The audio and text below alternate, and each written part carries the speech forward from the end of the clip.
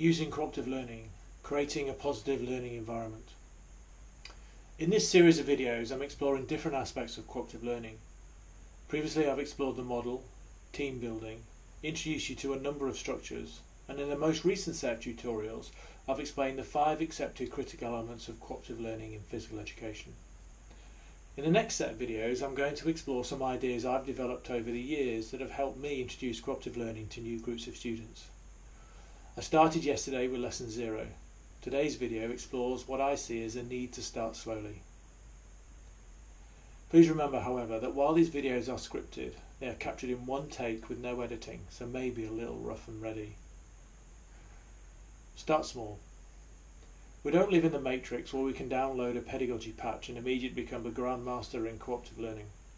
Like everyone learning a new language, we start with a few words, and then phrases, and then with practice and regular learning, either self-taught or tutored, we develop our fluency. We only become fluent when we think in our new language, when we stop translating as we go along. Learning a new pedagogical approach is the same. We know there are different elements, different facets of the classroom we need to develop, and a number of bad habits that have served us well over our years as sage on the stage, which will hamper our efforts to be guide on the side. We'll start by translating as we go along. I did. I put all my teaching ideas into worksheets and prepared within an inch of my life. This freed me up, I felt, to focus on the face-to-face stuff I needed to do. I provided the scaffolding I thought the students needed and tried to let them work together, albeit under the strict guidance of my worksheets. Using my language analogy, these sheets were my phrase book, and you know what? They worked. What I see now as better phrases to use than worksheets are the cooperative learning structures. Use 1 or 2 of these and reflect on how they helped you to develop your use of the 5 elements. That said, don't try and do everything at once. Focus on 1 or 2 elements at a time. I would suggest positive interdependence and individual accountability.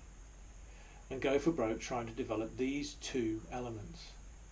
Feel comfortable that you're achieving and then move on. Don't worry if you forget a phrase or 2, or if you completely flop with a structure. Only one person judging you. The only one person judging you is normally you.